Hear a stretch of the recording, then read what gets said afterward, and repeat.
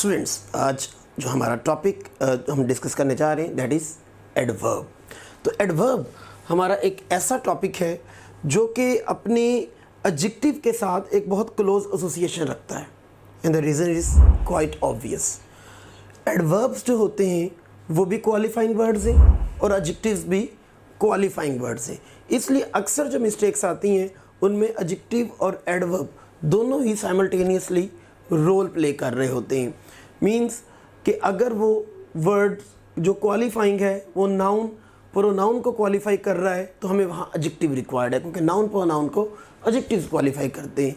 और अगर noun pronoun के अलावा किसी और ग्रामेटिकल यूनिट को क्वालिफाई किया जा रहा है तो वहाँ हमें एडवर्ब्स रिक्वायर्ड है, बिकॉज जो एडवर्ब्स होते हैं वो नाउन प्रोनाउन के अलावा बाकी तकरीबन सारे के सारे ग्रामेटिकल यूनिट्स को क्वालिफाई करते हैं। तो let us start the topic adverb.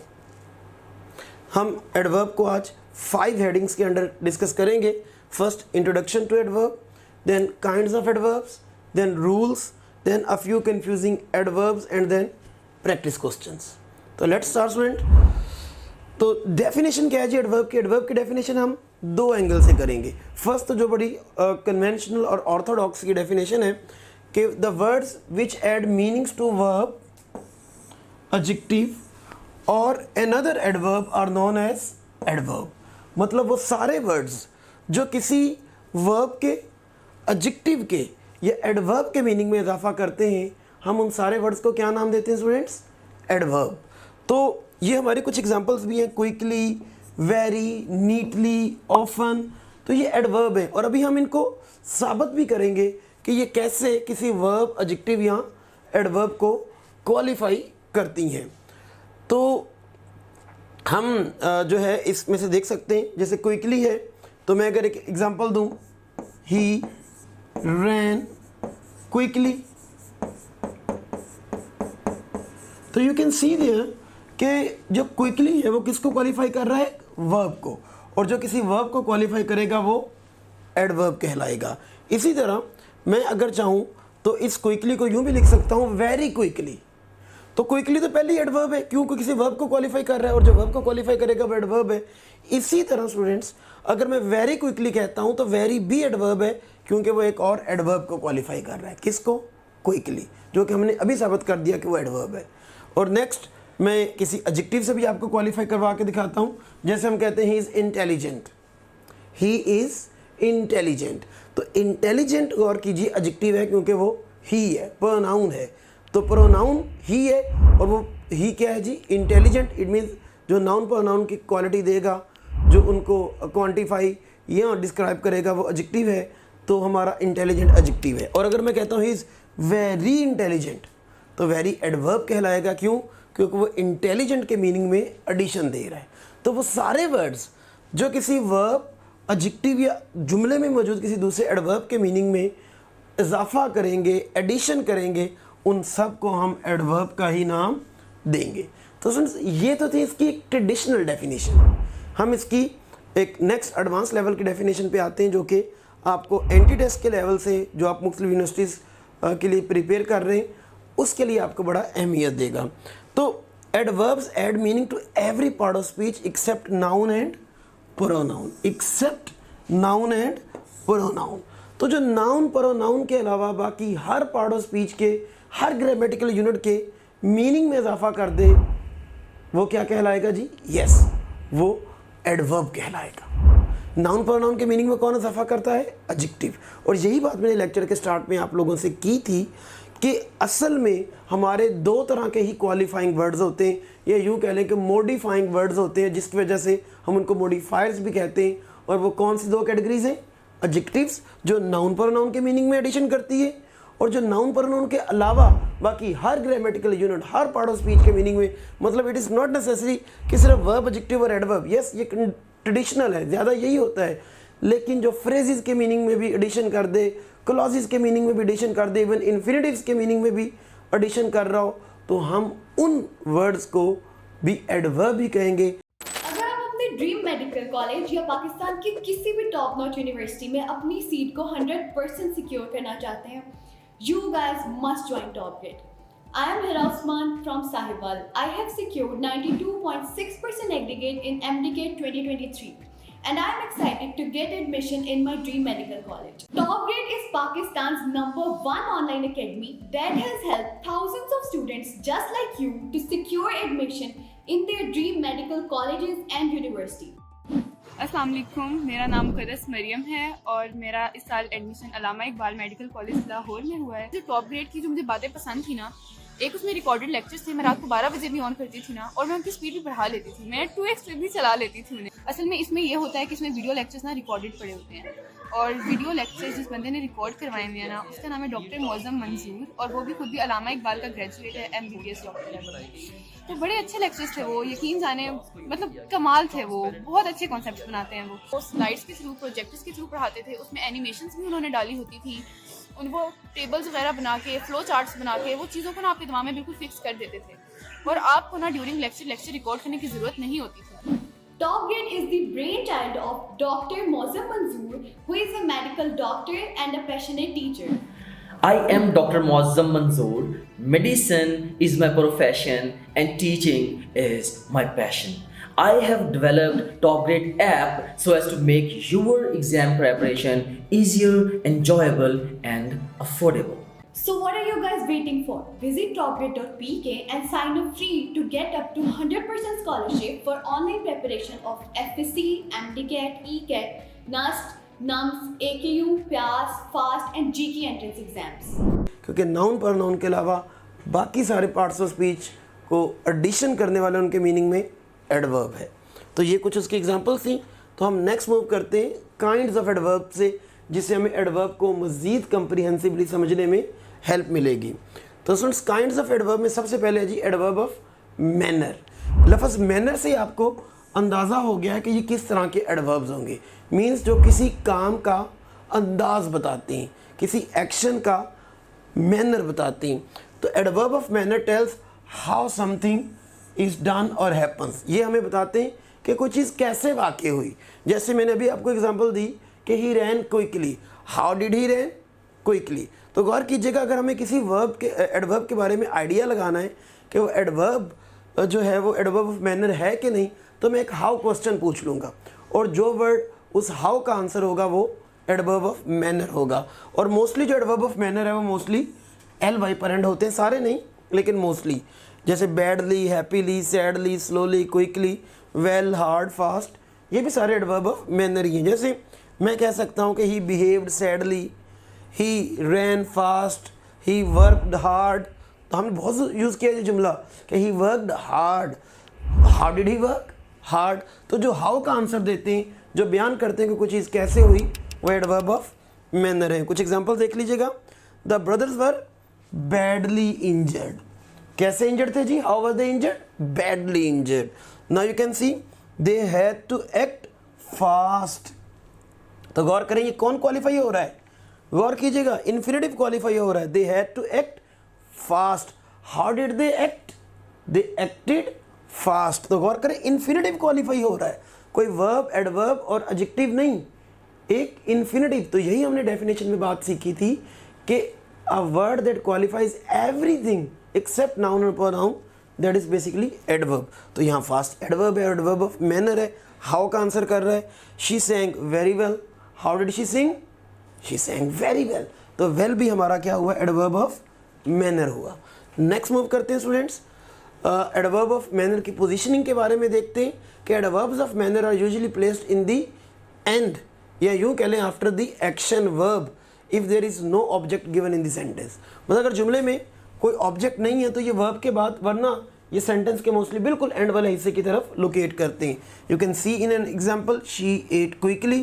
तो आप देख सकते हैं इस जुमले में चूँकि कोई ऑब्जेक्ट नहीं था तो ये वर्ब के फ़ौरन बाद आ गया। तो अगर ऑब्जेक्ट मौजूद हो तो ये ऑब्जेक्ट के भी बाद जाते हैं।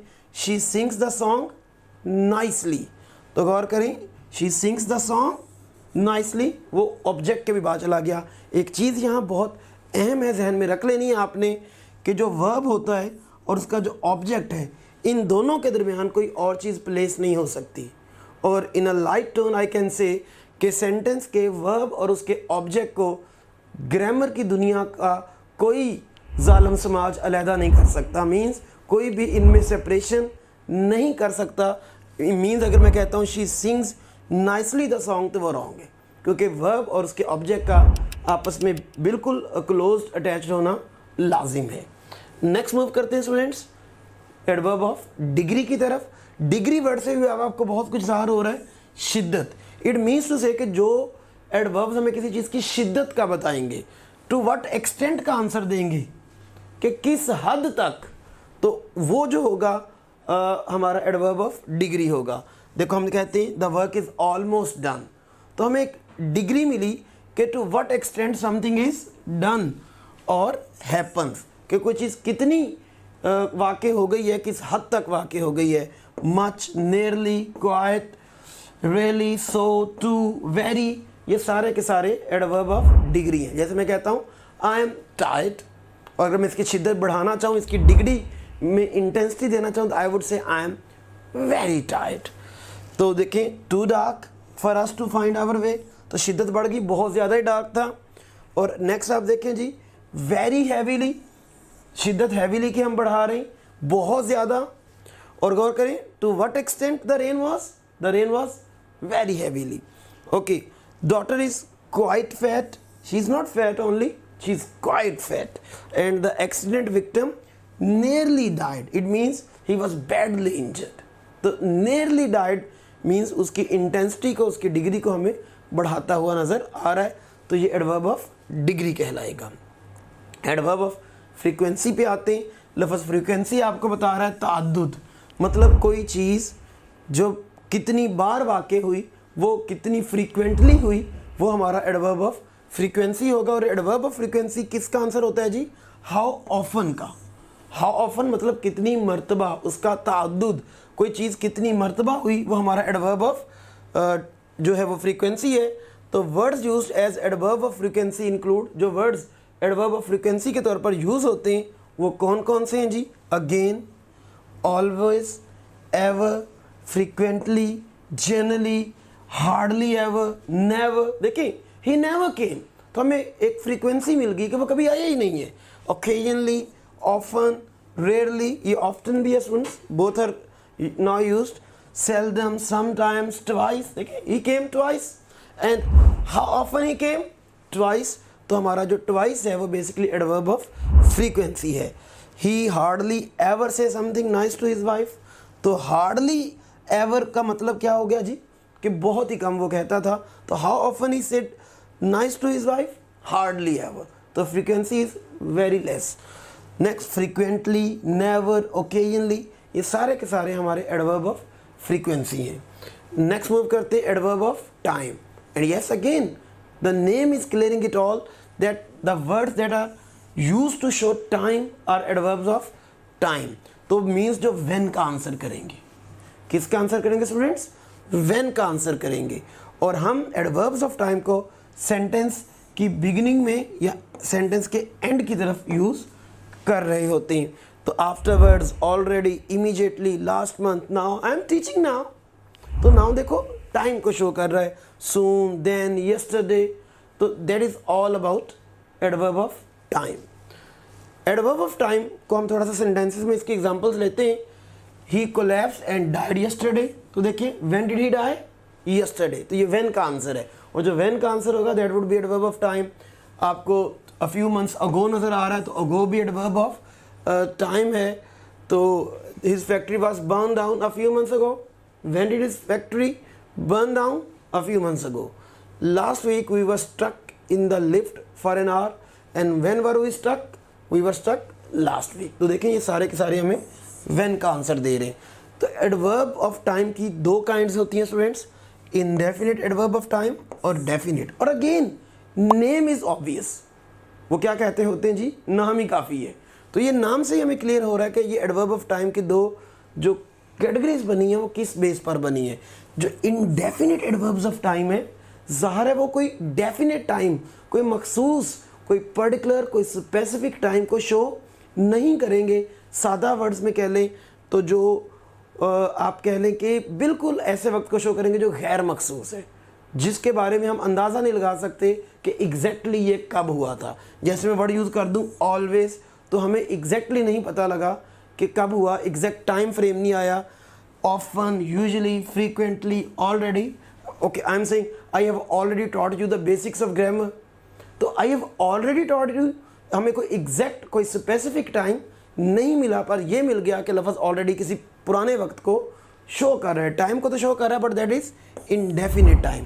और दूसरे होते हैं हमारे डेफिनेट. और again name is clearing it all, कि जो मखसूस किसी पर्टिकुलर मोमेंट ऑफ टाइम को डिपिक्ट करेंगे they would be called definite adverbs of time. कौन से हैं जी इनमें? जैसे यस्टरडे. इफ़ आई से I taught you the topic of adjective yesterday, तो जो वर्ड यस्टरडे है वो एग्जैक्ट एक दिन को शो कर रहा है कि इस दिन. अगो, जैसे मैंने अभी कहा, हम यूज़ कर रहे हैं a few months ago, 2 months ago, 3 months ago, 5 months ago. तो you can see I am saying 5 months ago. तो एग्जैक्टली जो अगो है वो मुझे टाइम दे रहा है कि कितने माह पहले. Tomorrow, now, next month. तो now is definite. I am teaching now. आपको भी पता है इस टाइम फ्रेम का, मुझे भी पता है कि आई एम टीचिंग नाउ, तो इस वक्त ये काम जारी है. तो ये सारे के सारे डेफिनेट है. अब इनकी पोजीशनिंग कैसे होती है डेफिनेट और इनडेफिनेट एडवर्ब्स ऑफ टाइम की, आपकी आसानी के लिए मैंने इसको फार्मूलाज में कन्वर्ट कर दिया है. आपको पता है कि हमारा सेंटेंस सब्जेक्ट, वर्ब और ऑब्जेक्ट पर यूजुअली कंप्राइज करता है. तो मैंने उसी यूजुअल स्ट्रक्चर के अंदर डेफिनेट और इनडेफिनेट एडवर्ब्स ऑफ टाइम की प्लेसमेंट रख दी है. यू कैन सी देयर कि जो आई एडवर्ब है, मतलब इनडेफिनेट एडवर्ब्स हैं, वो हमेशा अपने वर्ब से पहले आते हैं, और जो डेफिनेट एडवर्ब्स हैं वो हमेशा अपने सेंटेंस के एंड की तरफ लोकेट किए जाते हैं. एग्जाम्पल्स आप देख सकते हैं. ही ऑलवेज कम्स हियर. तो यू कैन सी ऑलवेज एक इनडेफिनेट एडवर्ब ऑफ टाइम है, और वो अपने वर्ब से कहाँ आ रहा है जी? पहले आ रहा है. हम किसी सूरत नहीं लिख सकते ही कम्स ऑलवेज हियर या ही कम्स हियर ऑलवेज. ये किसी सूरत मुमकिन नहीं है. और next, he came here yesterday. तो yesterday is a definite adverb of time, और गौर कीजिए वह सेंटेंस के एंड की तरफ लोकेट होगा. तो he came here yesterday. We can not write he yesterday came here. Yes, एक स्टूडेंट कह सकता है सर हम शुरू में लगा तो देते हैं कि yesterday he came here.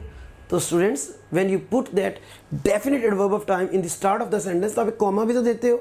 Yesterday comma he came here.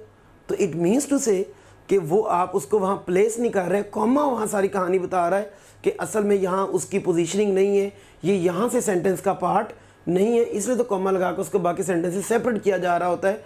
Reason कि है वो एंड वाली जगह पर ही प्लेस होने वाला. तो ही केम हियर यस्टरडे. तो जो हमारे डेफिनेट हुए वो हमेशा सेंटेंस के एंड की तरफ लोकेट हो जाएंगे. तो एडवर्ब ऑफ प्लेस, ये भी नेम क्लियर है कि जो वेयर का आंसर देंगे कि कोई चीज़ कहाँ हुई, this would be called adverb of place. Above, below, here, outside, over, there, अंदर, upstairs. Okay, I am saying Ali is upstairs. It means I am giving his location. I am saying Ali is outside, Ali is here. So it means to say that outside, that here, that upstairs. What is giving it? It is giving the concept of place. तो ये भी लाजमी तौर पर हमारे verb को mostly qualify कर रहे होते हैं, and that is why they are called adverbs. अच्छा, बट एडवर्ब अपने नाम से भी ज़ाहिर करता है एडवर्ब, लेकिन क्योंकि ये सिर्फ वर्ब को क्वालिफाई नहीं करते, नाउन प्रोनाउन के अलावा हर एक को करते हैं, तो आपने सिर्फ इसको एक एंगल एडवर्ब के एंगल से याद नहीं रखना. तो he can stop here. Example आप देख सकते हैं, she the school boy was knocked over. तो you can see knocked over, हमें प्लेसमेंट मिली कि कहाँ से नॉक किया है, नॉक्ड ओवर, मतलब उसके ऊपर से गुजर गई है. They rushed for their lives when the fire broke out in the floor below. Means निचले वाले फ्लोर में ये आग लगी है. तो हमें एग्जैक्टली जो प्लेसमेंट है, जो लोकेशन है, मिल रही है. तो below would be adverb of place. तो एग्जांपल लेते हैं जी, आप लोगों से देखते हैं कि आपको कितनी समझ आ गई है. तो आपको यहाँ देखना है कि रिसेंटली इस सेंटेंस में कौन सा एडवर्ब है. रिसेंटली, लफ्ज़ रिसेंट, हाल ही में, तो इट मीन्स टू से कि ये टाइम डिपिक्शन है. Yes, that is adverb of time. तो हम कुछ रूल्स की तरफ आते हैं अब एडवर्ब के, और ये रूल्स जो हैं एडवर्ब के आपके याद रखिएगा. एडजेक्टिव और एडवर्ब के रूल आपस में बड़े इंटरमिंगल्ड हैं. आपने पिछला जो टॉपिक एडजेक्टिव का पढ़ा था उसमें भी आपने देखा था कहीं ना कहीं हमें एडवर्ब जो है उसका जिक्र करना पड़ रहा था, और जहाँ एडवर्ब के भी रूल्स हम डिस्कस करेंगे तो बहुत सारी जगहों पर हमें एडजेक्टिव का यूज़ देखना पड़ेगा. तो let us start with rule number 1, and the rule is of royal order of adverbs. Adjective में आपने सीखा था रॉयल ऑर्डर ऑफ एडजेक्टिव्स, कि एडजेक्टिव्स किस ऑर्डर में प्लेस होते हैं। यहाँ हम सीखेंगे रोल ऑर्डर ऑफ एडवर्ब्स कि एडवर्ब्स जो हैं अगर वो एक से ज़्यादा आ जाए कि सेंटेंस में तो वो किस एंगल से प्लेस होंगे। इसके लिए मैं आपको एक फार्मूला भी बना के दूंगा। लिखने में तो हम ये कह देंगे कि सबसे पहले मैनर, एडवर्ब ऑफ मैनर, फिर एडवर्ब ऑफ प्लेस, फिर एडवर्ब ऑफ फ्रीक्वेंसी, फिर एडवर्ब ऑफ टाइम, फिर एडवर्ब ऑफ पर्पस। इसका मतलब ये पांचों आ जाएंगे तो ये तरतीब है। फर्ज करो पांचों में से 3 आ गए, एडवर्ब ऑफ मैनर आ गया, एडवर्ब ऑफ टाइम और पर्पस आ गया है, तो मैनर पहले, फिर टाइम, फिर पर्पस। फर्ज करें मैं क्या, प्लेस और टाइम आ गया तो पहले प्लेस और फिर टाइम। मतलब ही केम हियर, हियर प्लेस है, यस्टरडे टाइम है। हम कभी नहीं कह सकते ही केम यस्टरडे हियर, तो वो ही केम यस्टरडे हियर क्यों रॉन्ग है, क्योंकि हम टाइम पहले लगा रहे हैं और प्लेस बाद में, जो कि एडवर्ब की पोजीशनिंग नहीं है। आइए मैं आपको ये आसान कर देता हूँ ताकि आपको हमेशा याद रहे कि एडवर्ब ऑफ प्लेस जो है मतलब एडवर्ब का जो ऑर्डर है उसको कैसे याद रखना है। आपने एक फार्मूला याद रख लेना students, MPFT plus again P। ये P दोबारा प्लस के साथ इसलिए लगा रहा हूँ कि जुमले में पहले भी P था। तो MPFT देखें, आपने एक वर्ड याद भी हो गया, एक तरह से आपका एक्रोनिम बन गया MPFT। तो जब भी आपको कोई एक से ज़्यादा एडवर्ब सामने आए तो you have to apply MPFT। MPFT means M means manner, P means place, F means frequency, T means time और प्लस P अगेन पर्पस। तो आइए एक एग्जांपल भी ले लेते हैं। Why students love टॉपग्रेड? नंबर 1, आप हमारे वीडियो लेक्चर्स की हेल्प से कभी भी और कहीं भी किसी भी टॉपिक के कॉन्सेप्ट्स को निहायत आसानी से बहुत शॉर्ट टाइम में बिल्ड कर सकते हैं। नंबर 2, अब आपको लेक्चर नोट करने की बिल्कुल ज़रूरत नहीं है, क्योंकि टॉपग्रेड आपको प्रोवाइड कर रहा है प्लेबल स्लाइड्स, जिनकी हेल्प से आप अपने घंटों के लेक्चर को बहुत शॉर्ट टाइम में रिवाइज कर सकते हैं। और अगर एग्जाम करीब हो तो आप अपने किसी भी सब्जेक्ट के पूरे सिलेबस को बहुत शॉर्ट टाइम में रिवाइज कर सकते हैं। नंबर 3, टॉपग्रेड ओनली ऐप है जिसकी हेल्प से आप किसी भी टॉपिक के तमाम पास पेपर्स का टेस्ट क्रिएट कर सकते हैं, और ना सिर्फ इतना बल्कि आप उनके सॉल्यूशंस भी देख सकते हैं, और एग्जाम्स का मोर देन 60% इन्हीं पास पेपर्स से आता है। नंबर 4, टॉपग्रेड आपको प्रोवाइड करता है पाकिस्तान का सबसे बड़ा और ऑथेंटिक क्वेश्चन बैंक, जिसकी हेल्प से आप जब चाहें, जैसे चाहें और जितने चाहें टेस्ट क्रिएट कर सकते हैं। और अगर टेस्ट सॉल्व करते हुए आपका कोई क्वेश्चन रॉन्ग होता है तो आप उसका सोल्यूशन भी देख सकते हैं। नंबर 5, आप डेली बेसिस पे अपने डाउट्स को हर टीचर के साथ व्हाट्सएप पर लाइव डिस्कस कर सकते हैं। नंबर 6, आप अपने ऑनलाइन सेशन के दौरान अगर किसी भी पॉइंट पे अपनी तैयारी को इवेल्युएट करना चाहते हैं तो टॉपग्रेड आपको प्रोवाइड कर रहा है 20 FLPs। टॉपग्रेड FLPs की बेस्ट बात ये है कि टॉपग्रेड हर FLP के बाद आपको प्रॉपर डिस्कशन प्रोवाइड करता है। नॉट ओनली दैट, टॉपग्रेड हर FLP के बाद आपको ये बताता है कि आप किन सब्जेक्ट्स, किन चैप्टर्स और किन टॉपिक्स में वीक हैं, ताकि आप उन टॉपिक्स पे ज़्यादा फोकस कर सकें। Number 7, Topgrade offers you custom study schedule as per your need. Number 8, Topgrade app में आपको मिलेंगे best guidance lectures which already have inspired thousands of students. Number 9, progress report की हेल्प से आप किसी भी पॉइंट पे अपनी तैयारी को एनालाइज कर सकते हैं और इसे मजीद बेहतर बना सकते हैं। नंबर 10, अगर आप कोई फिजिकल एकेडमी ज्वाइन करते हैं तो आपको सेल्फ स्टडी के लिए मिलेंगे 4 to 6 आवर्स, लेकिन अगर आप टॉपग्रेड से ऑनलाइन प्रिपरेशन करते हैं तो आपको सेल्फ स्टडी के लिए मिलेंगे 12 to 14 hours. In addition to this, टॉपग्रेड से ऑनलाइन प्रिपरेशन करके you will save traveling cost, hostel expenses, books cost, and most importantly, plenty of your valuable time, क्योंकि आपको सेल्फ स्टडी के लिए मिलेगा 4 गुना ज़्यादा time. So what are you guys waiting for? Visit topgrade.pk and sign up free to get up to 100% scholarship for online preparation of FSC, MDCAT, ECAT, NUST, NUMS, AKU, PAS, FAST and GK entrance exams. He swims excitedly, देखो MPFT का M आया, in the pool MPFT का P place आया, every evening हमें ताद्दुद मिला, frequency मिली तो MPFT का F आया, और नेक्स्ट देखिएगा बिफोर डस्क, तो बिफोर डस्क शाम से पहले हमें मिल रहा है, इट मीन्स MPFT का T आया, और टू कीप इन शेप ये हमें पर्पस नज़र आ रहा है, अपने आप को शेप में रखने के लिए, तो हमें MPFT का अगेन P नज़र आया। तो ये MPFT प्लस P आपको एडवर्ब का मैनर याद रखने में हेल्पफुल रहेगा। जहाँ भी एक से ज़्यादा एडवर्ब्स हो and you are confused how to arrange them, just apply MPFT arrangement. तो स्टूडेंट्स नेक्स्ट मूव करते हैं रूल नंबर 2 की तरफ। रूल नंबर 2 वेरी और इनफ का डिफरेंस है।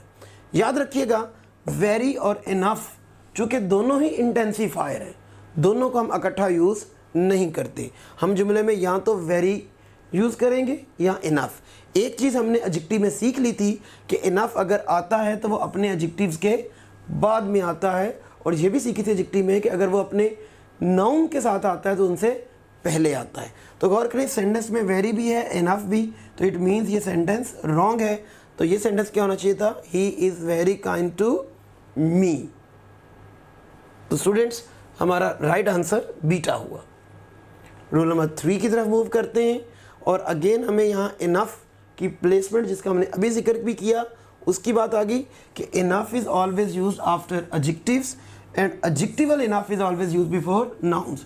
आप इसको एक सिंपल वे में याद रखें कि अगर एडजेक्टिव हो तो इनफ हमेशा उसके बाद होता है, और अगर नाउन्स हो तो इनफ हमेशा उससे पहले होता है। तो आइए ज़रा हम एग्जाम्पल्स में देखते हैं। She is kind enough. तो यू कैन सी काइंड एक एडजेक्टिव है। मैंने आपको एडजेक्टिव कन्फर्मेटिव टेस्ट भी सिखाया था कि अगर किसी वर्ड के बारे में डाउट हो के आइदर इट इज़ एडजेक्टिव और नॉट, तो उसको किसी नाउन से रिएक्ट करवा लें। अगर वो रिएक्ट कर गया तो वो एडजेक्टिव है, if it didn't react it means वो एडजेक्टिव नहीं है। काइंड मैन, काइंड पर्सन, तो ये मैन और पर्सन से रिएक्ट कर रहा है, एडजेक्टिव है, और काइंड इनफ बिल्कुल ठीक अरेंजमेंट है। नेक्स्ट देखते हैं, आई हैव इनफ मनी। तो रफज वर्ड मनी हमें पता है नाउन है, जो हमारे पास वेल्थ होती है उसको नेम हम क्या देते हैं? मनी का। तो दैट इज़ ऑल्सो राइट कि मनी इनफ नहीं होगा, इनफ मनी एडजेक्टिव्स के बाद, लेकिन नाउन से पहले आएगा।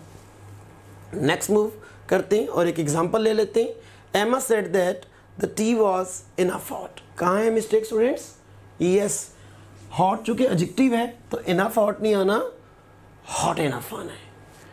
नेक्स्ट मूव करते हैं स्टूडेंट्स हम रूल नंबर 4 की तरफ। रूल नंबर 4 जो है वो पॉजिटिव डिग्री के साथ हम क्या लगाएंगे? याद रखिएगा, एडजेक्टिव्स की जो पॉजिटिव डिग्री होती है, मतलब जो पहली डिग्री होती है, जैसे गुड है, टॉल है, स्मार्ट है, उसके साथ हम वेरी लगाते हैं। और जो कंपैरेटिव डिग्री ऑफ एडजेक्टिव है, मतलब जिसको आप सेकंड डिग्री कहते हैं, जैसे गुड की बेटर है, टॉल की टॉलर है, स्मार्ट की स्मार्टर है, ब्यूटीफुल की मोर ब्यूटीफुल है, हम उनके साथ या तो FAR फार या मच लगाते हैं। इट मीन्स अगर मैं कहता हूँ ही इज़ टॉलर देन अकरम, तो अगर मुझे इंटेंसिटी बढ़ानी है तो वेरी टॉलर नहीं कहना, मच टॉलर देन अकरम या फॉर टॉलर देन अकरम। अच्छा, क्या लगाएंगे?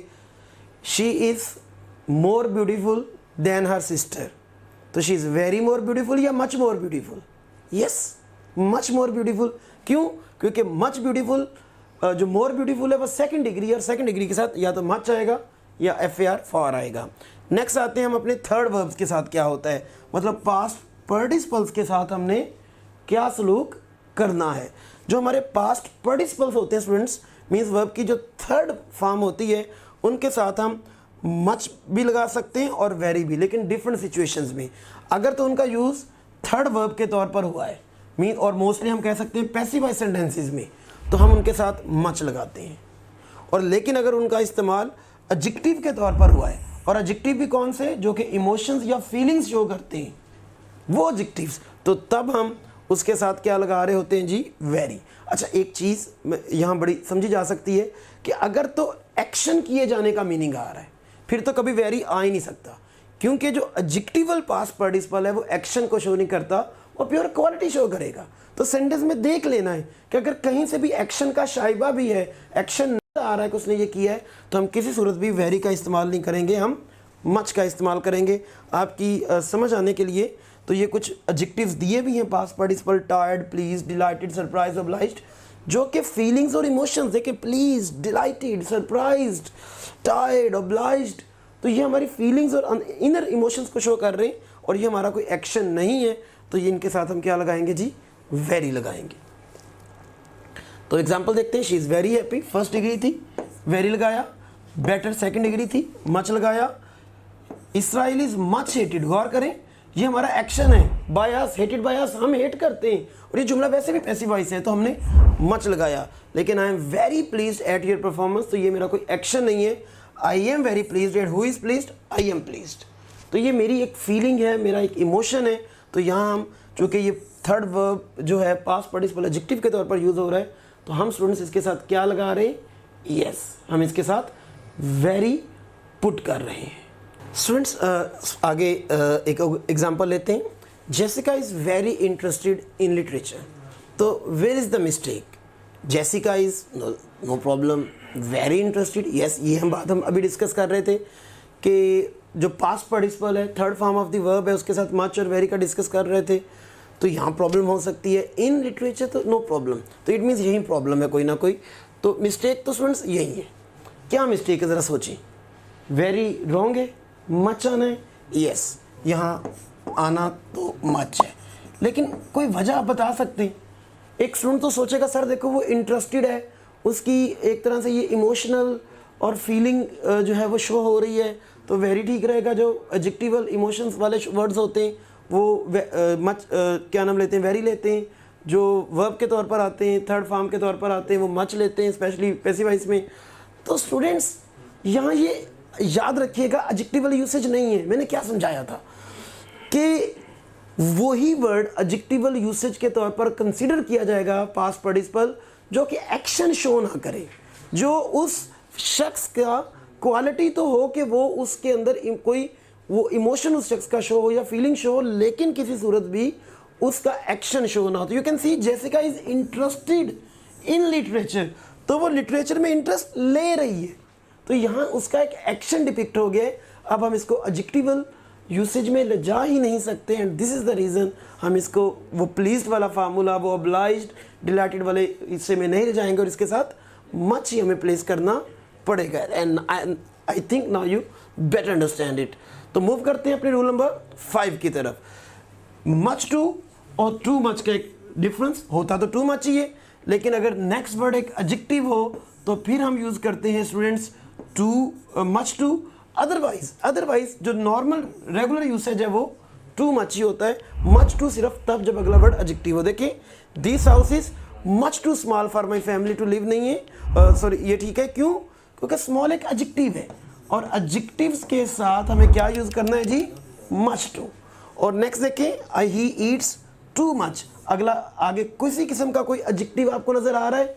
नहीं नज़र आ रहा. इट मीन्स टू से कि फिर रेगुलर ऑर्डर टू मच का ही इस्तेमाल किया जाएगा और अब मच टू जो है वो हमारा इस्तेमाल नहीं होगा. अच्छा, यहाँ चलते चलते आपको एक रूल वो दिखा देता हूँ. मैंने कहा था जब भी टू आपने एडजेक्टिव में पढ़ा था कि टू के बाद अगर एडजेक्टिव आ जाएगा तो लाजमी तौर पर उस जुमले में आगे इन्फिनेटिव आएगा और वो नेगेटिव इंटेंसिटी देगा.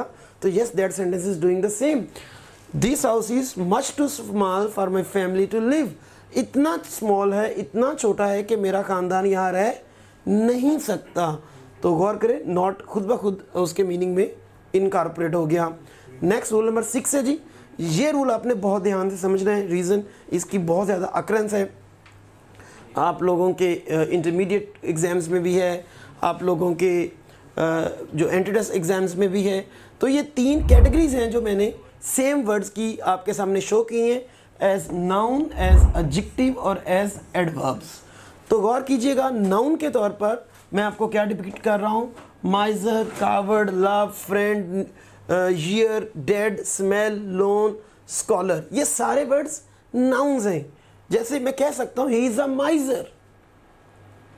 अ miser should not be respected. He is a coward. A coward should not be respected.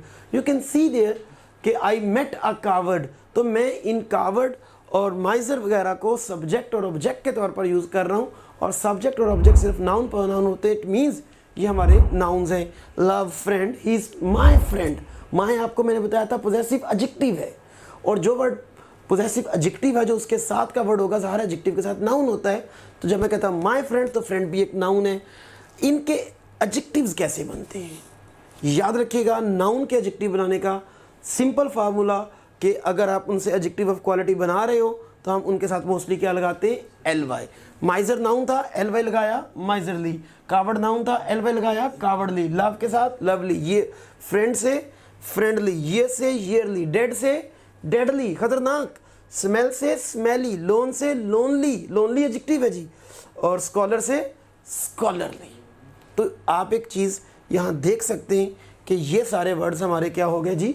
Adjective के तौर पर यूज़ हो रहे हैं. और नेक्स्ट हमारे पास एडवर्ब्स हैं जी. इनके फिर एडवर्ब्स कैसे बनते हैं वो भी देखने. तो एडवर्ब्स कैसे बनते हैं?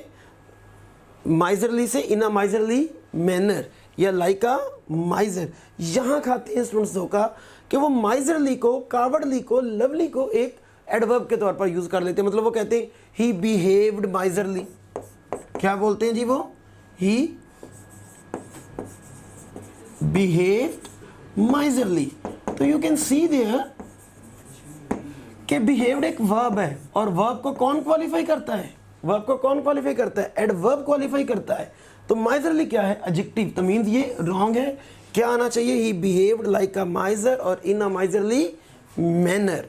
तो याद रखिएगा सारे एल वाई की एंडिंग वाले वर्ड एडवर्ब नहीं होते। वो एडजेक्टिव्स जो कि नाउन से बने हों वो भी एल वाई लेते हैं और वो एडजेक्टिव्स होते हैं अपने फंक्शन में। तो this is the thing that I told you in the basics of grammar कि don't go for the face value of the words. क्यों? क्योंकि फेस वैल्यूज कई बार आपको ग्रामर में धोखा देती हैं। हमें उसके फंक्शन को देखना है, सूरत नहीं देखनी। यस, सीरत देखनी है। तो इसी तरह कावर्ड से इन अ कावर्डली मैनर या लाइक अ कावर्ड, लव जो लवली है इन अ लवली मैनर, और इसी तरह फ्रेंड है तो फ्रेंडली है तो in a friendly manner, like a friend. तो यूं गौर करें, in a scholarly manner, in a deadly manner, तो इन अ स्मेली वे। तो ये सारे के सारे हमारे एडवर्ब बन जाते हैं। तो आइए एग्जांपल लेते हैं। He lives miserly. लिव्स क्या है स्टूडेंट्स? वर्ब। और ही लिव्स माइजरली, माइजरली क्या है? एडजेक्टिव। तो क्या एक वर्ब को एक एडजेक्टिव क्वालिफाई कर सकता है? नेवर। तो it's wrong. He lives very miserly है तो माइजरली ही ना जो कि वर्ब को क्वालिफाई कर रहा है। Wrong. He lives like miser. You can see there like miser आपको लगेगा तो जैसे ठीक है, लेकिन वो लाइक नहीं, लाइक आ माइजर चाहिए। क्यों? माइजर एक सिंगुलर काउंटेबल नाउन है और याद रखिएगा जो सिंगुलर काउंटेबल नाउन होते हैं वो ए एन के बगैर या किसी आर्टिकल के बगैर नहीं आ सकते। जैसे आई एट एप्पल नहीं है, आई eight an apple. He सैंग song wrong है, ही सैंग अ सॉन्ग आना है। तो ही लिव्स लाइक माइजर नहीं लाइक आ माइजर। हाँ, माइजर्स होते तो आप आना लगाते क्योंकि फिर वो सिंगुलर नहीं रहना था। सिंगुलर काउंट हमेशा आर्टिकल लेते हैं। तो he lives in a miserly manner. Yes, that is the answer. Lives के साथ क्या आ गया? एक पूरा एडवर्ब इन अ माइजरली, ये वाला इन अ माइजरली मैनर। तो हमारा राइट आंसर क्या है जी? डेल्टा। तो नेक्स्ट मूव करते हैं स्टूडेंट्स। अब ये रूल जो प्रीवियस हमने अभी डिस्कस किया इसको गौर से देखना है, इसकी प्रैक्टिस को गौर से समझना है, तभी आप इसको समझ पाएंगे। जब आपने एडजेक्टिव पढ़ा था तो तब भी आपने ये रूल किया था, लेकिन वो सिर्फ यहाँ तक था। उसमें एडवर्ब्स कैसे फॉर्मुलेट होते हैं वो मौजूद नहीं था। तो उसको भी दोबारा समझिए और उसके साथ इस पार्ट को भी दोबारा देखिए। माइजरली कैसे आ सकता है? जैसे मैं कह दूँ ही इज़ माइजरली। जैसे मैं कहता हूँ शी इज़ ब्यूटीफुल, तो गौर करें ब्यूटीफुल एडजेक्टिव है, शी इज़ ब्यूटीफुल। तो ब्यूटीफुल अगर मैं निकाल दूँ she is miserly, she is cowardly. मैं किस सूरत शी इज़ जो है वो माइजर या शी इज़ कावर्ड नहीं कह सकता। हाँ, she is a miser, she is a coward, तो फिर भी कबूल है। नेक्स्ट, ये हमारे लिंकिंग वर्ब्स हैं स्टूडेंट्स। कौन से word? Smell, taste, sound, feel, see, look, seem, be मतलब is, am, are, was, were, grow, get, become, appear, turn, make. और लिंकिंग वर्ब होने की वजह से use adjective after instead of adverb after following linking verbs. आप verb के बाद क्या लगाते हैं? एडवर्ब लगाते हैं। अभी पढ़ा कि आपने ये नहीं लगाना कि ही बिहेव्ड माइजरली, आपने लगाना ही behaved in a miserly manner. हमने एडवर्ब लगाना है, लेकिन ये लिंकिंग वर्ब है, ये वहाँ वायलेट करते हैं और ये एडवर्ब नहीं लेते, ये एडजेक्टिव लेते हैं। उसकी बहुत बड़ी रीज़न है स्टूडेंट्स। क्यों? क्योंकि जो लिंकिंग वर्ब इनको कहते हैं, इसलिए इनको कपुला भी कहते हैं, क्योंकि ये कपलिंग कर रहे हैं, लिंकिंग कर रहे हैं। क्योंकि ये सब्जेक्ट की लिंकिंग अपने से बाद में आने वाले वर्ड के साथ करते हैं। लिंकिंग कर रहे हैं किसकी? सब्जेक्ट की, अपने बाद में आने वाले वर्ड के साथ। सब्जेक्ट कौन से पार्ट ऑफ स्पीच होते हैं? सब्जेक्ट यहाँ तो नाउन्स होते हैं और यहाँ प्रोनाउंस होते हैं। और नाउन और प्रोनाउन के साथ कौन सा वर्ड लिंक कर सकता है? कौन सा वर्ड उसकी क्वालिटी दे सकता है? Yes, adjective.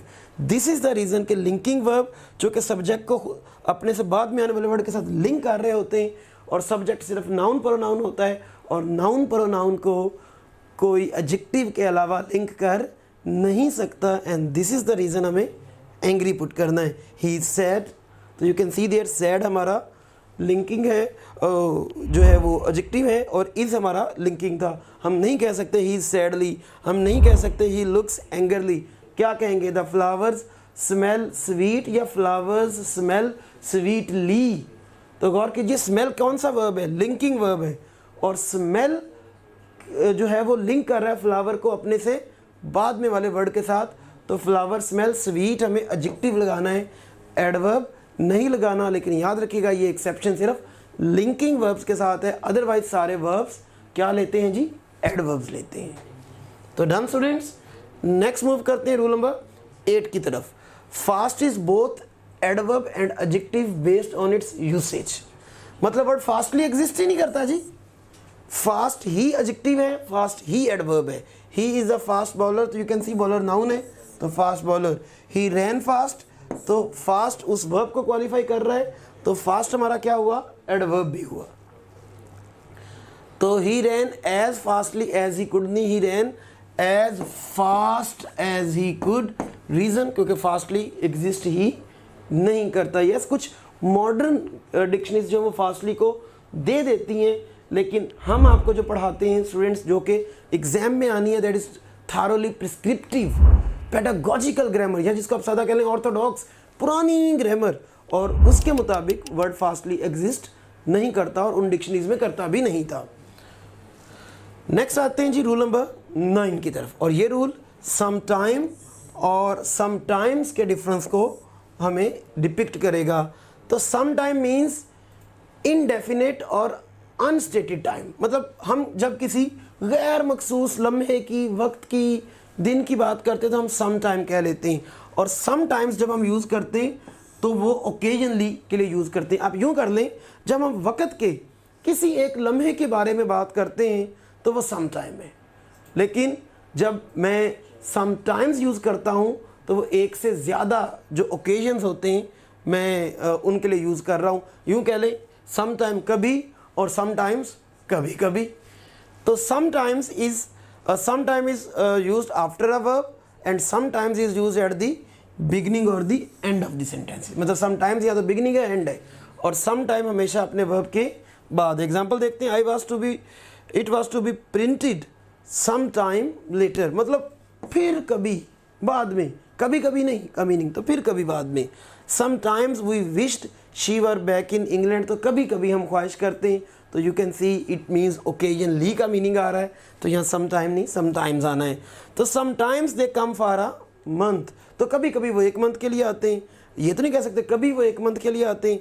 Eight other times for 6 months, और कुछ और मौक़ों पर वो 6 माह के लिए आते हैं, तो कभी कभी का मीनिंग है अगेन, तो हम समटाइम्स का यूज़ ही कर रहे हैं। एग्जाम्पल पे आते हैं, it is cool now but some time it gets very warm here, तो कभी यहाँ गर्मी होनी हो जाती, इस वक्त यहाँ ठंडक है, लेकिन कभी कभी क्या हो जाती है जी? ठंडक गर्मी हो जाती है। तो इट मीन्स यहाँ हमारा सम टाइम नहीं चाहिए था, समटाइम्स रिक्वायर्ड था। नेक्स्ट मूव करते हैं रूल नंबर 10 की तरफ। हमारा यहाँ फ़र्क एज अ होल और होली का है। याद रखिएगा, जो एज अ होल है इसका मतलब होता है जनरली, अमूमी तौर पर। जब हम काफ़ी सारे पार्ट्स को इकट्ठे तौर पर डिस्कस करते हैं और एक अमूमी तौर पर बात कर देते हैं कि ये सब मिलकर वैसे यूँ अमूमी तौर पर ऐसे काम कर रहे हैं, तो हम इसको एज अ होल यूज़ करते हैं। तो एज अ होल जो होता है वो अपनी एक्सिलरीज या अपने वर्ब से कहाँ आता है जी? पहले आता है। What makes Top Grade Pakistan's most trusted online academy? Top Grade is offering its online preparation to more than 2 lakh students in 150 plus cities with a Google rating of 4.7 out of 5। Top Grade app की help से आप किसी भी physical academy के comparison में 10 times better preparation कर सकते हैं, वो भी 75% लेस फी में। Top Grade has produced more than 4,000 doctors, engineers and IT professionals. Now I will introduce you to our toppers.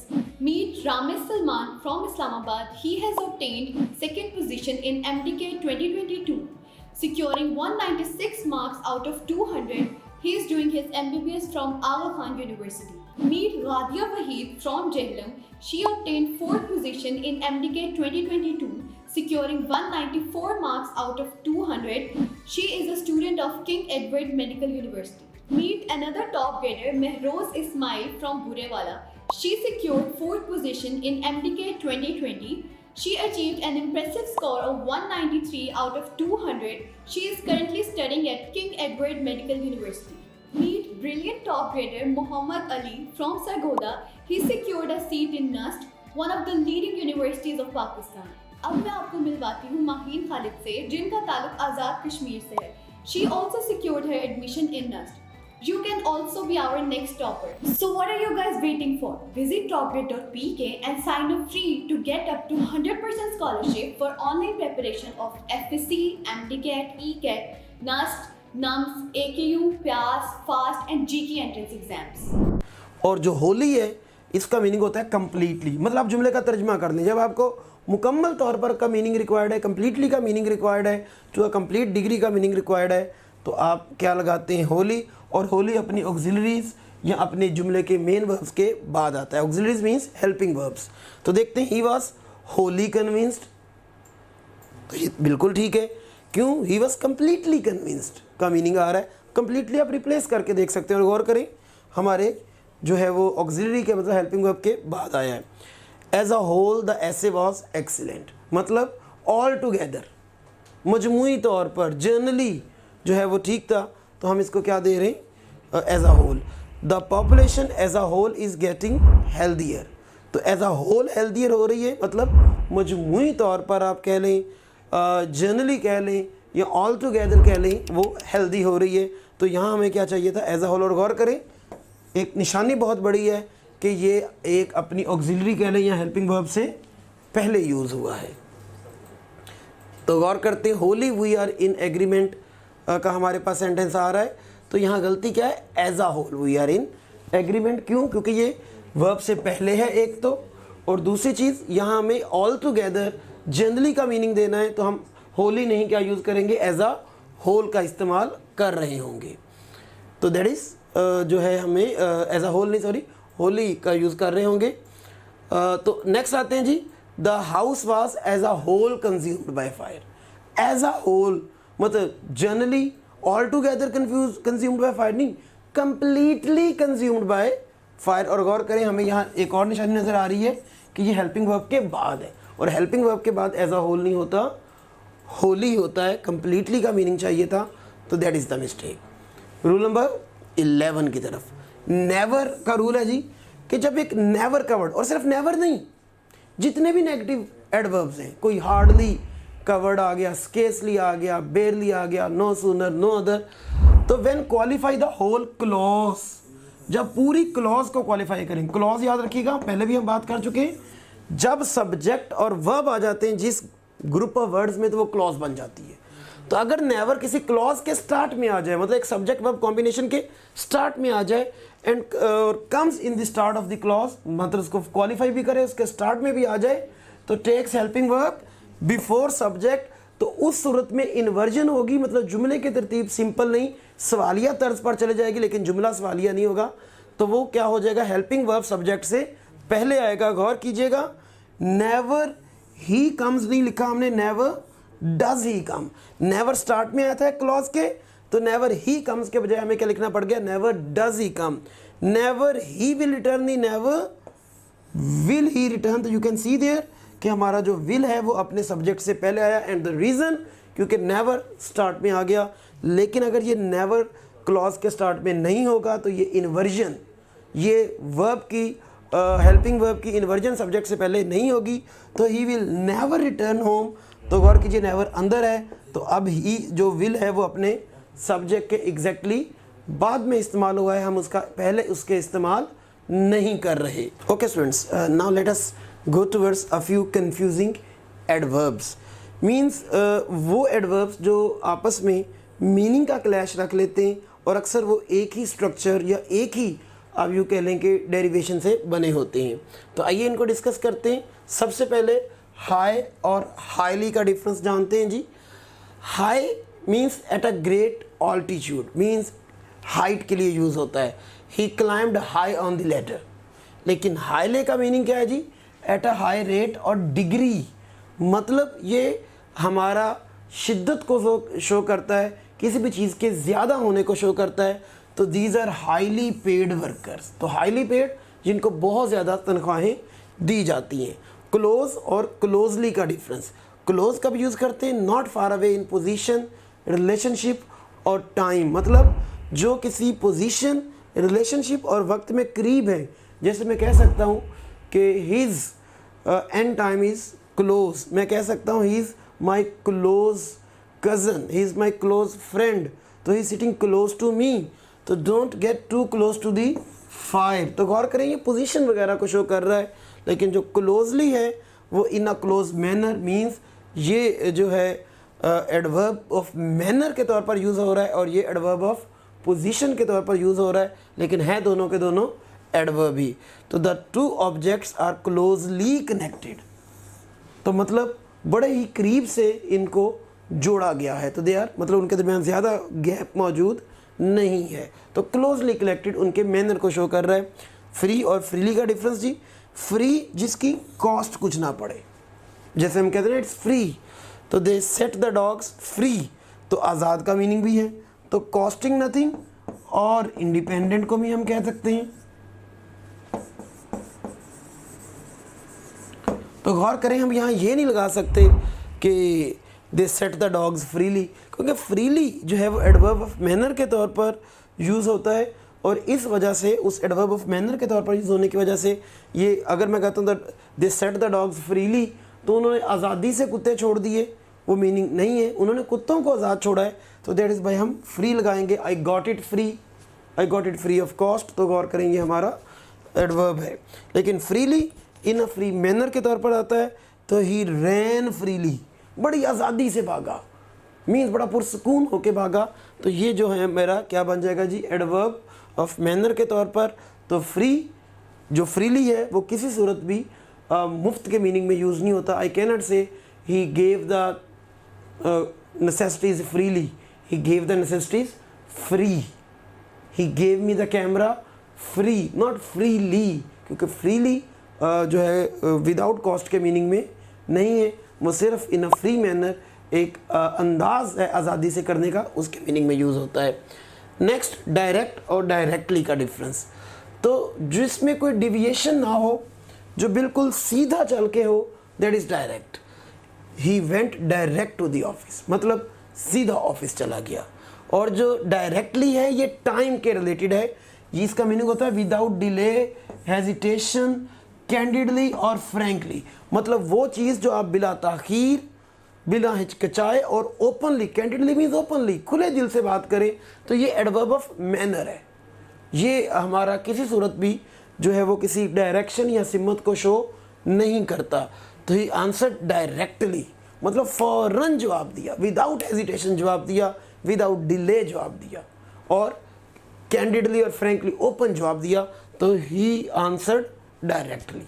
लेकिन जब हम जाने आने और सिमतों की बात करते हैं तो दैट इज़ डायरेक्ट।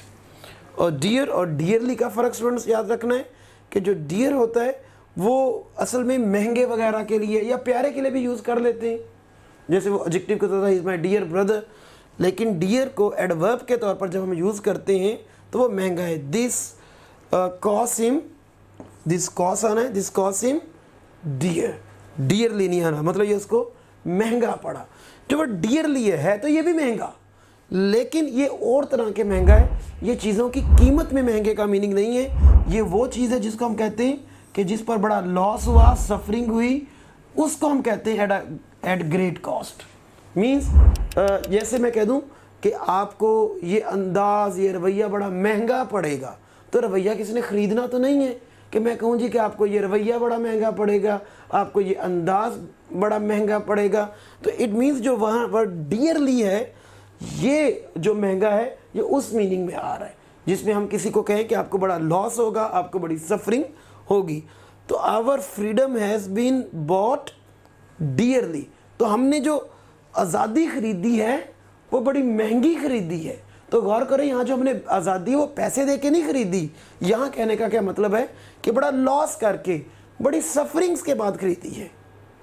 तो ये मेरा मीनिंग जब डियरली का इस तरह आएगा कि जो चीज़ मुझे महंगी पड़ी पर कीमत में नहीं, उसके लॉस और सफरिंग और तकालीफ की वजह से मैं कह रहा हूँ महंगी पड़ी, तो मैं डियरली यूज़ करूँगा। और अगर मैं कीमत के मीनिंग में, कॉस्ट के मीनिंग में महंगाई के तौर पर यूज़ करूँगा, जो मुझे ज़्यादा कॉस्ट की पड़ी, अपनी प्राइस के मीनिंग में तो तब मैं कॉस्ट का यूज़ करूँगा। तो अगर मैं कहता हूँ दिस कॉस्ट हिम डियरली तो रॉन्ग है, और our freedom has been bought dear तो ये रॉन्ग हो जाएगा। तो students now let us move towards practice questions of adverb. तो एडवर्ब के प्रैक्टिस क्वेश्चन में आते हैं इट वाज बिटर कोल्ड। हमें देखना है कि ये हमारा ठीक है कि नहीं ठीक। तो गौर करें इट वाज बिटर कोल्ड, आपने इसको अंदाज़ा लगाना है कि है कि नहीं, लेकिन हम इसके आंसर बाद में डिस्कस करेंगे। I ever remember having seen a more interesting film. सोचते जाएं क्या करेंगे आप, इसको यहाँ स्क्रीन को पॉज करके आप सोच सकते हैं कि कहाँ मिस्टेक है, देन इसके बाद आंसर्स डिस्कस होंगे। The story was too interesting, I don't know nothing about the matter, she hasn't got no children, this hardly won liberty can not be lightly abandoned, I am much happy to see you, no one writes as neat as he does. तो hopefully आप लोगों ने इसकी correction बनाई होगी। तो आइए उस करेक्शन को डिस्कस करते हैं। तो इट वाज बिटर कोल्ड नहीं, it was bitterly cold, because जो बिटर है वो एडजेक्टिव के तौर पर आया था और कोल्ड एक एडजेक्टिव है, और एडजेक्टिव के साथ एडजेक्टिव नहीं, एडजेक्टिव को कौन क्वालिफाई करता है स्टूडेंट, एक एडवर्ब क्वालिफाई करता है। I never remember having seen a more interesting film. तो आई एवर नहीं, आई नेवर। तो गौर करें वहाँ एवर का यूज़ गलत था, नेवर आना था। क्यों गौर करें, मैं कह रहा हूँ I dash remember having seen a more interesting film, मतलब इससे ज़्यादा इंटरेस्टिंग फिल्म मैंने कभी देखी है, नो मैंने कभी नहीं देखी चाहिए था। The story was very interesting, तो वेरी क्यों आना है, उसकी रीज़न है इस जो पिछले जुमले में हम देख रहे थे टू इंटरेस्टिंग है कि जो एडजेक्टिव की फर्स्ट डिग्री, देखो जो आईएनजी वाले एडजेक्टिव्स होते हैं उनकी डिग्रीज इंटरेस्टिंग, सेकंड डिग्री मोर के साथ मोर इंटरेस्टिंग, और आईएनजी वाले जो एडजेक्टिव की थर्ड डिग्री होती है वो मोस्ट के साथ मोस्ट इंटरेस्टिंग। तो पॉजिटिव डिग्री के साथ वेरी आता है, वो सेकंड डिग्री है जिसके साथ मच आता है। आई don't know anything about the matter. तो गौर करें प्रॉब्लम क्या थी, आई डोंट नो नथिंग, नॉट भी आ जाए और फिर नथिंग भी आ जाए ऐसा मुमकिन नहीं है। तो आई don't know anything about the matter, और अगर नथिंग लगाना है तो आई नो नथिंग, फिर आप नॉट इस्तेमाल नहीं कर सकते, डबल नेगेटिव नहीं हो सकता सेंटेंस में। Next, she hasn't got any children. तो she hasn't got any children क्यों आना है, हमें पिछले जो उसमें मिल रहा था कि शी हैजंट गॉट नो, तो फिर डबल नेगेटिव ही था जो कि रॉन्ग था। तो she hasn't got any children या she has got no children. तो this hard won liberty, hardly won नहीं, हार्ड वॉन लिबर्टी। याद रखिएगा जो वर्ड हार्डली है उसका मीनिंग है वो मुश्किल ना होने के बराबर, ज़ीरो। जैसे मैं कहता हूँ ही वर्क्स हार्ड, तो बड़ी मेहनत है, लेकिन ही हार्डली वर्क्स तो काम करता ही नहीं, वो मुश्किल ही है काम करता हो। तो हार्डली तो ना होने के बराबर, और हार्ड बहुत ज़्यादा। तो दिस हार्ड वॉन लिबर्टी, वो मुश्किल जीती आज़ादी नहीं, बड़ी मेहनत से जीती हुई आज़ादी। तो हार्ड वॉन आना है, हार्डली वॉन नहीं आना। I am very happy to see you, याद रखिएगा जो मच है वो सेकंड डिग्री के साथ आता है, तो फर्स्ट डिग्री हैप्पी है उसके साथ वेरी आएगा। No one writes as neat as he does नहीं, no one writes as neatly, writes as neatly, verb qualify हो रहा है, राइट क्वालिफाई हो रहा है, और वर्ब को कौन क्वालिफाई करेगा स्टूडेंट्स, एक एडवर्ब क्वालिफाई करेगा। तो no one writes as neatly as he does. तो स्टूडेंट्स इस तरह ये हमारा ये वाला पोर्शन एंड हुआ। अब हम कुछ स्पॉट द एरर और कुछ सेंटेंस करेक्शन की तरफ जाएंगे। Wholly artificial insemination contributed to the quality of maintaining dairy herd. तो देखो होली नहीं, एज अ होल हमने एक चीज़ सीखी थी, जो होली है वो अपने वर्ब्स के या हेल्पिंग वर्ब्स के बाद होता है, और स्टार्ट और एंड की तरफ होली आता है, एज अ होल आता है। तो गौर करें कंप्लीटली आर्टिफिशियल इंसेमिनेशन नहीं हम कह रहे, एज अ होल मतलब जनरली ऑल टुगेदर का मीनिंग चाहिए था, और हमें ये अल्फा रॉन्ग हुआ। Next, the Herder work diligent to prove his theory of cultural diffusion. तो वर्कड वर्ब है, तो वर्ब के साथ एडजेक्टिव नहीं चाहिए, वर्ब के साथ एडवर्ब चाहिए था, डिलीजेंटली। यस, नेक्स्ट मूव करते हैं। The British fleet arrived lately and lost the advantage. याद रखिएगा, एक डिफरेंस आप और सीखने जा रहे हैं। लेट जो ताखीर हो जाए, और लेटली रिसेंटली, हाल ही में। तो वो हाल ही में पहुंचा और एडवांटेज लूज़ कर गया? नहीं, वो लेट पहुंचा होगा तो सारा एडवांटेज लूज़ करेगा। तो यहाँ लेटली नहीं आना, क्या आना है स्टूडेंट्स? लेट आना है। नेक्स्ट मूव करते हैं। अगर आपके एफएससी में मार्क्स अच्छे हैं और आपने हमारे वीडियो लेक्चर्स की हेल्प से अपने कॉन्सेप्ट्स को बिल्ड किया और प्लेएबल स्लाइड्स की हेल्प से रिवीजन की और हमारे क्वेश्चन बैंक में मौजूद 30,000 से ज्यादा क्वेश्चंस को सॉल्व किया और अपनी गलतियों से सीखा, तो आपकी ड्रीम यूनिवर्सिटी में, आपके ड्रीम कोर्स में आपकी सीट 100% सिक्योर है। So what are you guys waiting for? Visit topgrade.pk and sign up free to get up to 100% scholarship for online preparation of FSC, MDCAT, ECAT, NUST, NUMS, AKU, PAS, FAST and GK entrance exams. When the chemicals inside a cell not longer produce ion, the cell stops functioning. Mistake ढूंढिए। Yes, not longer नहीं, not any longer या no longer. याद रखिएगा, यहाँ तो आप no longer करें, और अगर नॉट यूज़ करना हो तो वो असल, अगर उसकी कोई एग्जिस्टेंस मौजूद है तो वो नॉट एनी लॉन्गर है। नॉट लॉन्गर कोई वर्ड एग्जिस्ट नहीं करता, तो that is Charlie. The common gold fish may live as long 25 years. तो गलती आपके सामने, एज लॉन्ग एज, तो एज लॉन्ग नहीं। जब भी हम एज के साथ कोई एडजेक्टिव वगैरह यूज़ करते हैं तो वो लाजमी तौर पे उसके साथ दोबारा एज आता है, जैसे as weak as long as. और next, when as a mechanic working at odd job Elisha Otis invented the elevator. तो you can see there when का इस्तेमाल हमारा रॉन्ग है। याद रखिएगा, जो व्हेन है अपने साथ जो क्लॉज लेता है उसमें बिल्कुल, मैं आपको एक बेस बात बता देता हूँ जो आपको हमेशा काम देगी। यहाँ तो व्हेन के साथ हमें सेंटेंस में प्रेजेंट इंडेफिनिट मतलब first form of the verb मिलेगा, या व्हेन के साथ हमें पास्ट इंडेफिनिट सेकंड फॉर्म मिलेगी। व्हेन के साथ हम किसी की कॉन्टिन्यूटी को शो नहीं कर सकते कि when as a mechanic working, तो मतलब when she was working as a mechanic का ये मफहूम है, इट मीन्स ये कॉन्टीन्यूस हालत हम दे रहे हैं, तो उन कॉन्टीन्यूस हालतों के लिए हम व्हेन का इस्तेमाल नहीं करते। तो हम लिख सकते हैं कि as a mechanic working at odd job. तो ये व्हेन हमारा रॉन्ग होगा, तो अल्फा इज दी प्रॉब्लम है, तो ये नहीं आना। Next, Adam none longer. देखिए, नन लॉन्गर नहीं होता, नो लॉन्गर होता है, तो नन लॉन्गर कोई एग्जिस्टेंस ही नहीं है, तो no longer works here. I was very homesick when a student abroad.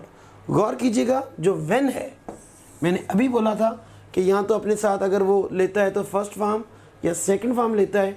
When को हम किसी सूरत भी एक जो है प्रेपोजिशन के तौर पर यूज़ नहीं करते।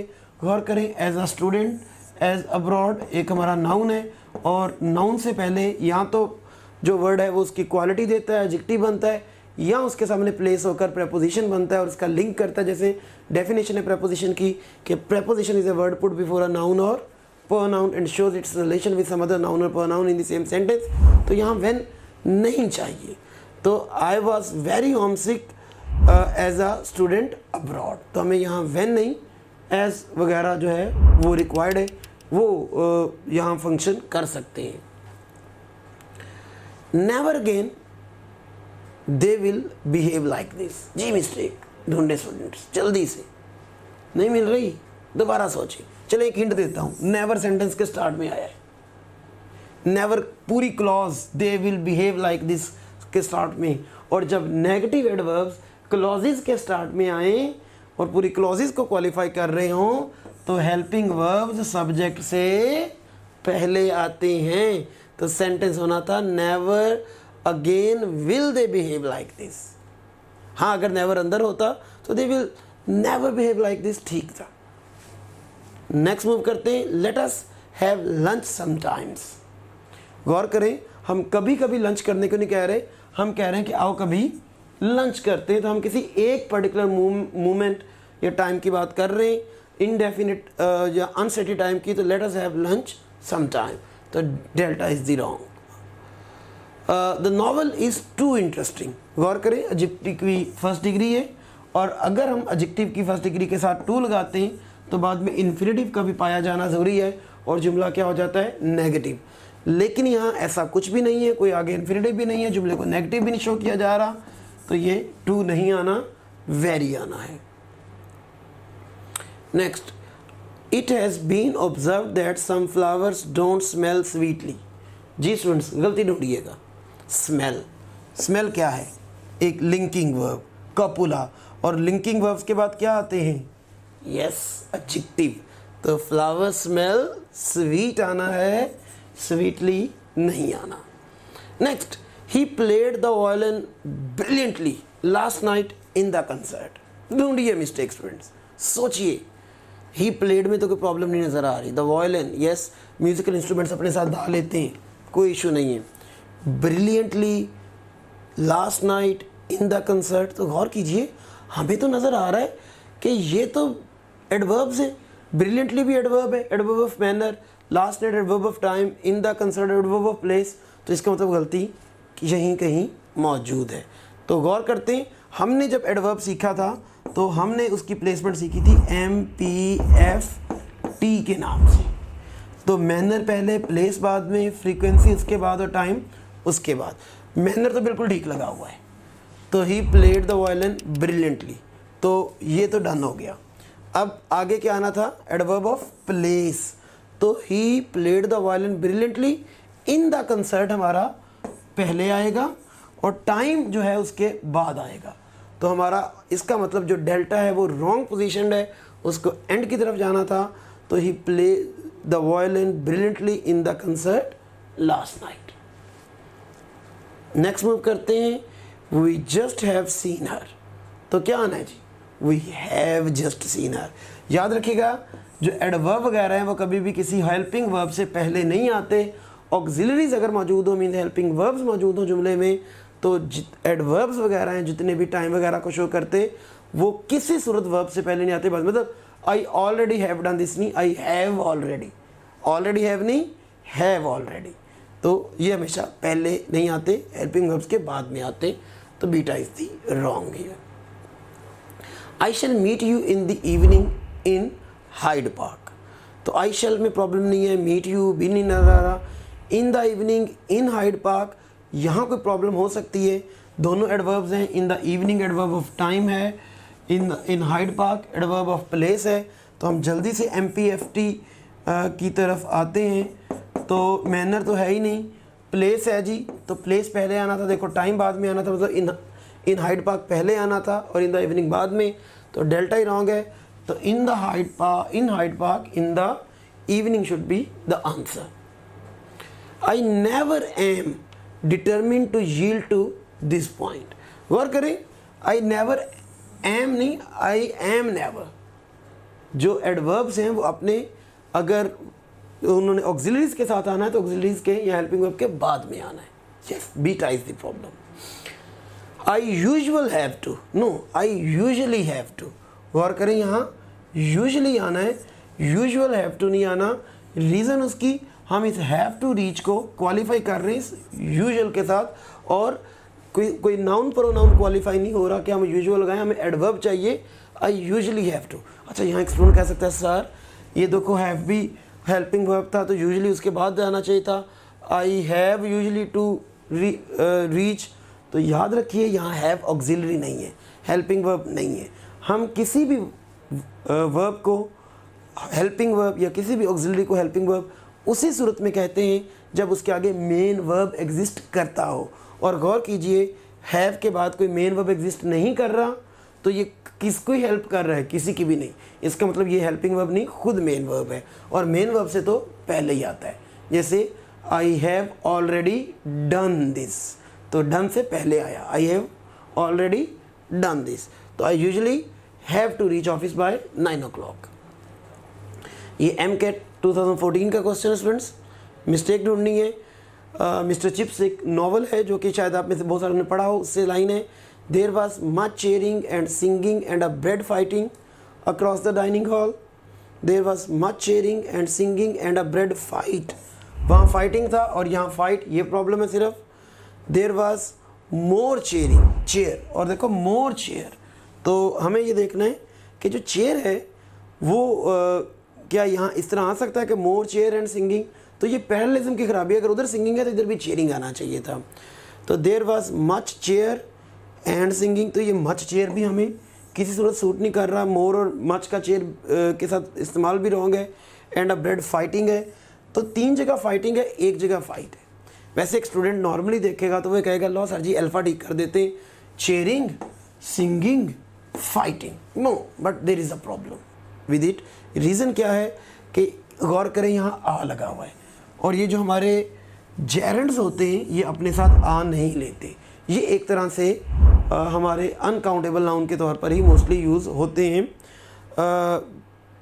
मैं आपको एग्जांपल देता हूँ। Our teaching is my profession नहीं है, I gave him our teaching भी नहीं हो सकता। तो इसका मतलब इनके साथ कोई इनडेफिनेट आर्टिकल्स जेरेंड के साथ नहीं आता। तो मैं से जैसे ये नहीं कह सकता कि a smoking is my hobby, he is liking a smoking. तो स्मोकिंग के साथ ए एन नहीं आ सकता, इनडेफिनेट आर्टिकल्स नहीं आ सकता। तो ये फाइटिंग इस वजह से रॉन्ग है। तो हमें अब ब्रेड फाइट ही करना पड़ना है। अगर आ आना है तो अब ब्रेड फाइट ही करना पड़ना है। बाकी सब में फाइटिंग था और वो सारे रॉन्ग थे। हम मिस्टर चिप्स के नॉवल से भी जाकर ये कंफर्म कर सकते हैं। तो thank you students, thank you very much. That was all for adverb from my side. तो एडवर्ब के टॉपिक को आपने देखा कि आपने जब एडवर्ब करना है तो इसको एडजेक्टिव के साथ कंपैरिजन करते हुए करना है। तो दैट इज़ वाई आपने इसकी तरतीब देखी जो मैंने आपके टॉपिक्स इस वेबसाइट पर पुट किए हुए हैं कि सबसे पहले इन तीनों में एडजेक्टिव है, क्योंकि एडजेक्टिव नाउन प्रोनाउन को क्वालिफाई करता है और उससे पीछे नाउन प्रोनाउन थे। उसके बाद वर्ब है और वर्ब के फ़ौरन बाद एडवर्ब है। और क्यों? क्योंकि एडवर्ब बेसिकली मोस्टली वर्ब को क्वालिफाई करता और नाउन प्रोनाउन के अलावा हर ग्रामेटिकल यूनिट को क्वालिफाई करता हुआ नज़र आ रहा है। तो आपने इसी एंगल से, इसी तरतीब से और वर्ब और एडजेक्टिव को अपने जहन में रखते हुए, क्योंकि उन्हीं के रूल्स को बहुत ज़्यादा यहाँ हम डिस्कस कर रहे हैं एक नए एंगल के साथ और कुछ नई मिस्टेक के साथ। तो that is all from my side, professor Mohammad Numan Faisal, for you people, and I do hope that you would work hard and would get good marks in your all entrance tests. Best wishes. You can also download Top Grade app from Google Play Store or App Store. Visit www.topgrade.pk. For more information, contact 0304 111 5060.